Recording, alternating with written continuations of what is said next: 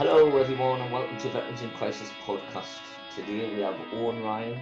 Owen is a veterans coach and also an author. But I asked him on today because he's just received his Bronze Award from the Covenant. You all right, Owen? How's it going? Very well, thank you, Jay. Good. Nice to see you again. It's been a while. It has, hasn't it? I think it was last That's year. I'd say too long, but I'd be lying.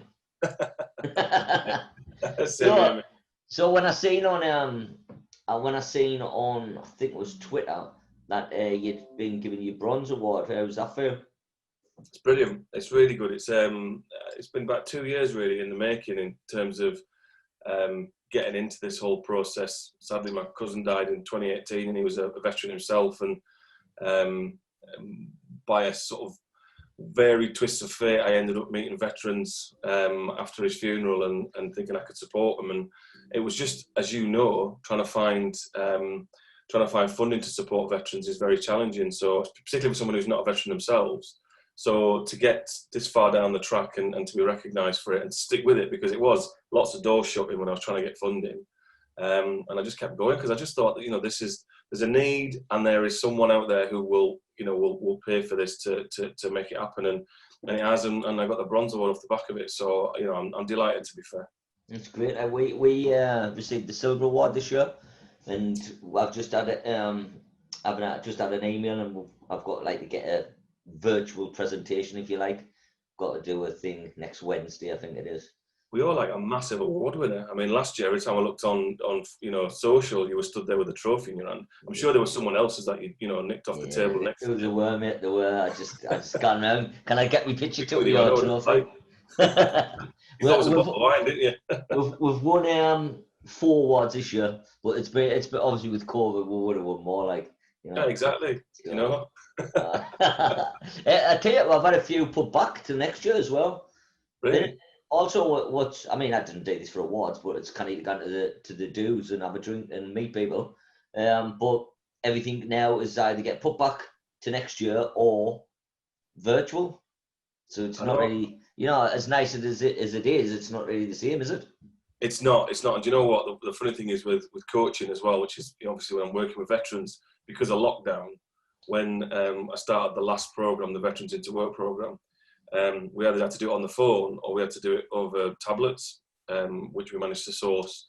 And it's eventually, after however many months, I managed to get in front of the veterans and sit down and talk to them. The difference is amazing. And it's hard to describe it really, because you'd think, like we are now face to face, you could just have a natter, but it's not the same when you're sat in front of each other or next to each other.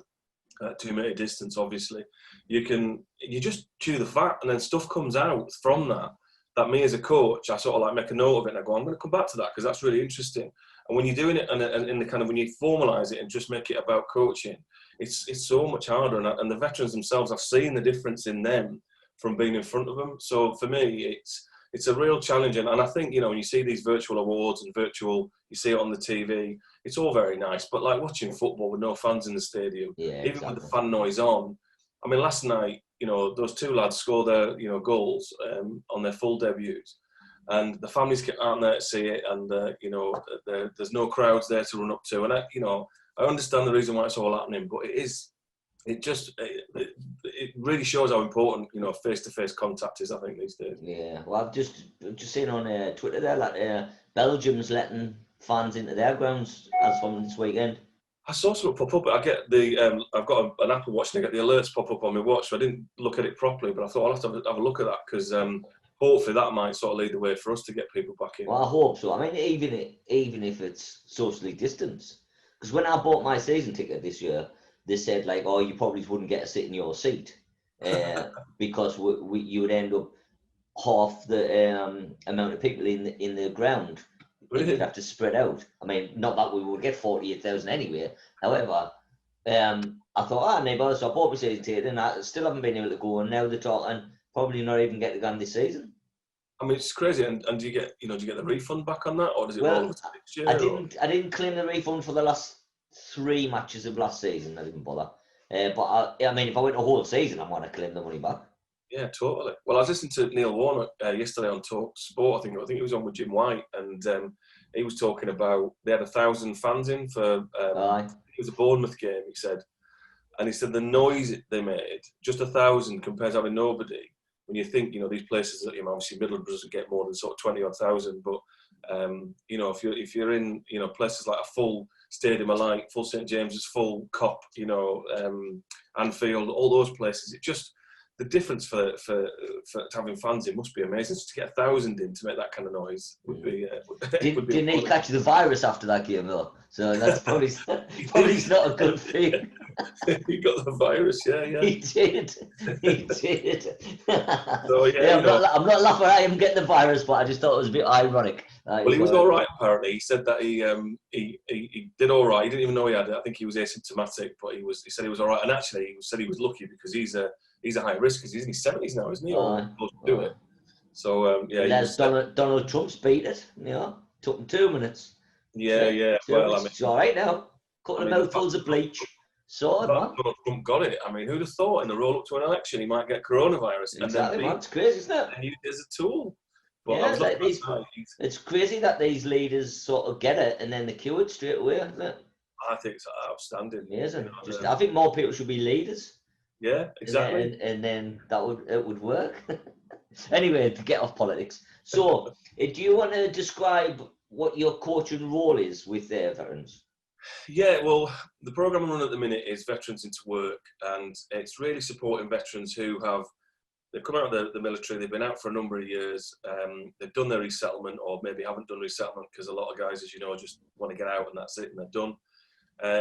Generally, as we find with lots of veterans, is whatever job they come out into isn't the job they stick at. They might then get another one and another one and another one. And in amongst that, their relationships perhaps break up because, the military, as you know, once you're inside, it's very structured and there are, particularly if guys are going overseas on deployment or, operations, there is that enforced space when they're then made to sort of live back at home with the family. The family are kind of a separate unit that runs without them, and that kind of causes friction. So a lot of the guys that I'm sort of dealing with have broken relationships. They might have sofa surfed for a while and ended up homeless. And I've gone into supported living, supported housing, and in particular, a lot of the veterans I'm working with at the minute are in Hardwick House out of Middlesbrough. And it's really working with them at the end or in the middle or towards the end of their journey through a place like that where, they might come in with addictions or abuse, substance abuse, or, whatever it might be that they've been using to self-medicate. They go through that with the professionals, and at the other side of that, they come to me when they're in a position where they start thinking about, essentially their second resettlement, if you like, getting back into civilian life, getting a job, or in the main, which I'm finding at the minute with my guys, because of their mental health issues, a lot of them suffer with PTSD. It's really getting them a journey map towards getting into work, and that probably at this stage and at the moment, because of the way things are, a distance learning course and something that they're interested in or something that they want to do. And also then partnering up with people like Building Heroes in Middlesbrough. A lot of the guys want to work with their hands, want to get on and, become a plasterer or a brickie or a, electrician. And places like Building Heroes give them a 5-week course that helps them get into that environment and get a qualification and or a number of qualifications. So really my job is to sit down with them, find out what their past history is, particularly what, not necessarily in deep detail, but certainly their military history, what they did in there that they enjoyed, what they've done since they left the military, trying to look for those common threads of what triggers for them. That might be something that maybe the self-destruct places that we don't want to put them in, particular areas they might not want to work in because it will affect them, and other areas that they actually will benefit from or will thrive in. So one guy I met yesterday, I signed him off the course. He's a former Royal Signal engineer who was over in Northern Ireland and been out of work for about 4 years. Sadly, his mother passed probably about 4 years ago, and at that time, he kind of all the stuff that was in his past and his history sort of crept up on him, and he got severe depression and was in quite a bad way, and he kind of come out of that over the last few years. And then we sat down, and he was in a good place. He was like, I want to get a job. I feel like I'm ready. And looking at his CV and looking at his experience, this guy was right for working in fibre optic and telecoms. And through the connections that I've made over the last 2 years through yourself, all the forums and the people in the North East, we're very lucky. There's a very strong veterans support network. I was able to connect him up to a company that are recruiting, and he impressed them massively. I mean, he just needed a bit of confidence and a bit of support to realise just how good he was at what he could do. And he's got a job and he starts next week. So he's over the moon. And yesterday was the first time I'd met him face to face to sign the paperwork off, because they'd all been done on Zoom. And it was quite a shock really, because he told me he was tall, and I went up to meet him, and I'm tall, I'm 6'2". This guy's 6'4". He's huge. I just walked up, and first time ever I felt small. But it was great to see him and sign off. Welcome to my world. It's like me and you. So it was a really, really good experience yesterday, sort of signing it off and sort of waving him on his way onto hopefully a new start for him, really. Hopefully it's a whole new career for him. Yeah, exactly. So basically, are you trying to bring the confidence back into people? Is that the long and short of it? Yeah, I think so. I think, if you look at it, when I sit down with them, for example, one of the veterans I'm working with at the minute has had, as a lot of the guys do, not just one thing happen, but like a trail of situations that would break normal people. And maybe it is the military training actually that keeps them going. People blame the military for causing the issues, but also I think that training kind of keeps them on track and helps them keep going to a certain degree.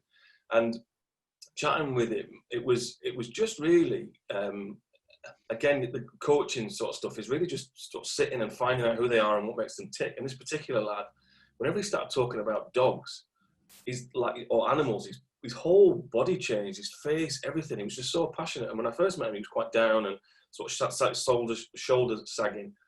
And then we started talking about dogs, and we got onto it, and I was thinking about something, I started thinking, God, this guy should be working with animals in some capacity, because he lights up. And the long and short of it is, as we've worked through, he's now going to set up a voluntary business to walk people's dogs through lockdown. So particularly the elderly, those that are vulnerable who can't get out with their dogs, he's going to go out and set this business up to hopefully get them out and walk the dogs, because he comes to life when he's doing it. And it's a soft way for him to learn how to run a business without having to take money and all the stress of that. And then when he's ready and he feels he's comfortable, then he can move into the place of actually setting it up as a proper business. So, but seeing his confidence yesterday from 4 sessions ago, where he was just so small, to yesterday, I realised, again, I'm talking about height, but I realised how tall he was when I stood next to him, because he's kind of been shrunken. He just stood up straight, and he was laughing and smiling, and it was great to see. It really was. Excellent. That's excellent stuff. We spoke about you coming here as well, and to work in Sunderland. Yeah, I mean, that's certainly something that I'm looking to do, because one of the things at the minute I'm limited as a limited company, because finding funding through through sources like the Armed Forces Covenant, you can't do it if you're a limited company. But having talked to a number of charities like yourself, it makes sense. And now this is something that I'm finding, there's a real benefit to the veterans, but also I really enjoy doing it. And I want to do more of it. I'm going to set up, or I am in the process of just getting my kick approved, which is just, I think it's with Companies House at the minute, and that'll be called Your Corner Team. And that is really just me. I'm in your corner, so you might think you're on your own, but I'm in your corner, and you come to me. And so hopefully, once I'm a kick, I can apply for Armed Forces Covenant funding, and I can then start working with your guys, because where I'm getting my funding from, which is the European Union, it's very restricted on location. So, for example, at the minute I'm working in Teesside and Tees Valley, and I know we talked about me supporting your veterans, and I went to the funders and said, look, can I do it? We've got guys in Sunderland. They were like, no, it's not your patch, it's not your remit, which is frustrating, because you think, well, at the end of the day, it should be about people, not necessarily about postcode, but it is what it is at the minute.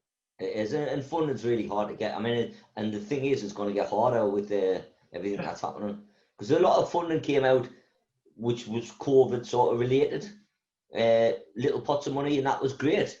But we, for instance, are trying to buy this building, and we find it really difficult to get any kind of funding, and you can't really keep asking the public because people are losing jobs, and it is really difficult. It's been a pretty stressful time for me, this whole affair with the building. Like I've went, it's coming up nearly a year that I've been trying to buy it, man, and it just. Well, I've still got it, so that's a plus point. I just want the day where it's either paid for or nearly paid for, if that makes sense. It's just another stress I can do without, really.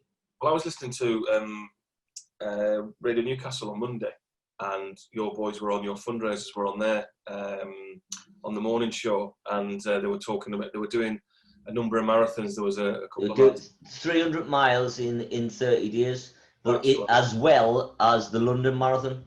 Yeah, which was just, I mean, I was driving along and I was sat patting my belly in the car thinking, those boys must be fit. Well, they sent us a photo, and it was the marathon. I think they did it in 3 hours something. What? You know. And they'd ran, I think, 3 or 4 days before that, 10 mile a day, and then the marathon, and then they've still got like 10 mile every day of the month. They're hoping. I got a text off them last night, and they thought, wouldn't it be a good idea if they come up from London and do the last 10 mile in Sunderland, finishing at the ERV? That'd be brilliant, yeah. Yeah, so hopefully that's going to happen. Like, obviously, socially distance, we can't have loads of people, but you can have some people. Well, yeah, exactly. And also, you know, people can run alongside them, you know, get on, you know, you could end up with that kind of Forrest Gump thing where you've got everyone sort of building. They've probably just got to run by themselves, man, because everyone's running at the end. Yeah, we've done it. And after they've run for 30 days. We all rammed into that last 300 metres. Sprinting, beating them. I'll come down, I'll be like, we'll beat them, get in. We did a sponsored bike ride, socially distanced bike ride as well, where they went from the ERV down to Hartlepool and back. Oh, wow. And that raised a few quid, like. I was just driving the van, like, so my legs were hurting getting in and out of the van. You were doing the BA Baracus, were you? Yeah, well, somebody's got to drive the van, you know what I mean? Yeah, and it's exactly. Just, you know, I can't do everything. Where's the building out then? Are you obviously it's still up for sale. They haven't sold it to anyone else. No, they let us rent it, which is great. And the CEO, I couldn't ask for a nicer bloke. You know, it's just I need some security. Basically, I need it to be ours, because that can move on to other things. If I own a building for the company, it can move on to us, say, getting houses or starting businesses, and you know, a lot rides on us having the building. So once I've paid a deposit, I'll be happy, like, because then I know it's mine, and then we'll start spraying stuff on the wall outside. So I'm gonna get we're gonna get a mural of Kevin Ball on the side of the building. All right, really? Yeah. So it stands out. I mean, the clients they do art therapy, and they've done virtually art therapy, and they've designed a bugle that sort of fires out loads of poppies, starting with little ones to big ones, and then that's going to go on the front of the building. The building's white, front of the building's white, so you'll have a bugle like that, and then firing poppies out, coming down and starting little, getting the bigger, like. And I've seen the photo. In fact, give me 2 seconds. I'll wait for you.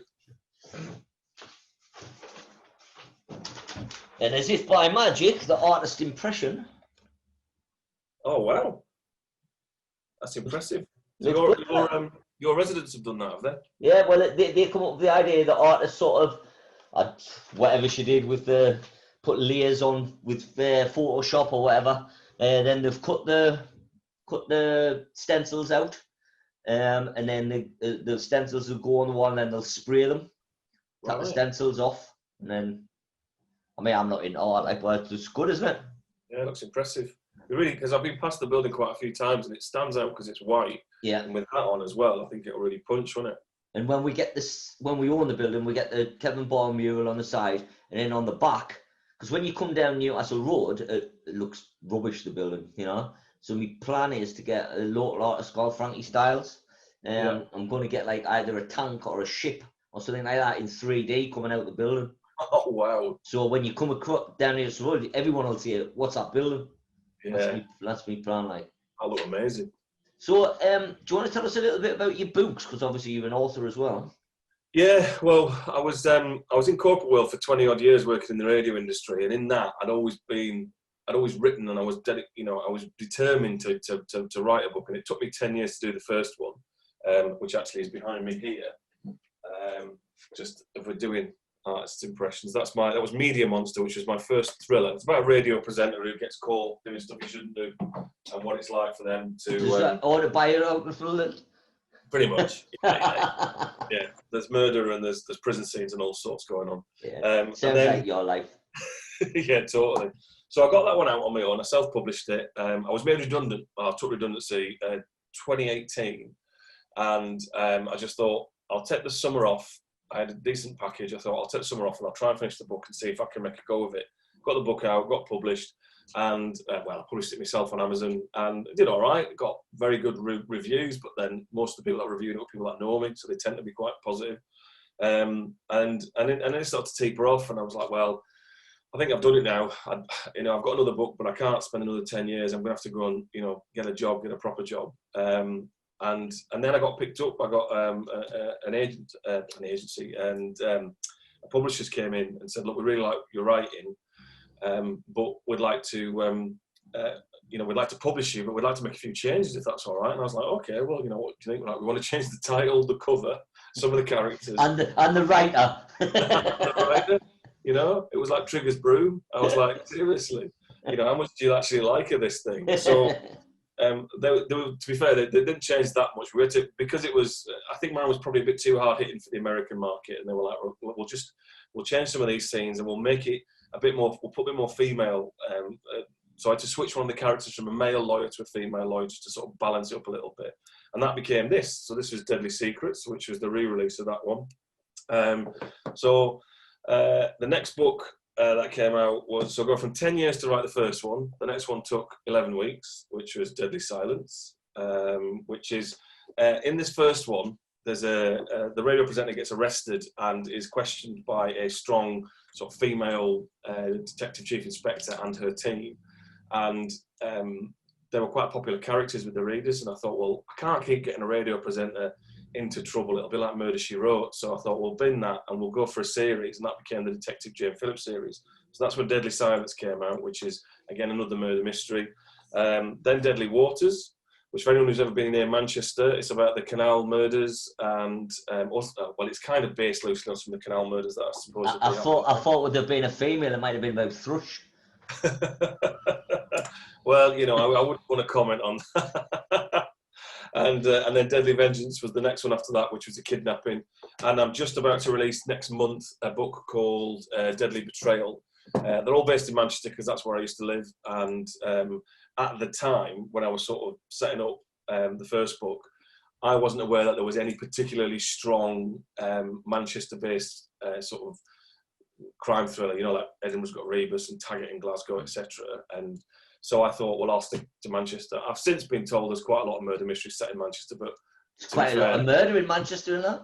Exactly, probably that's why.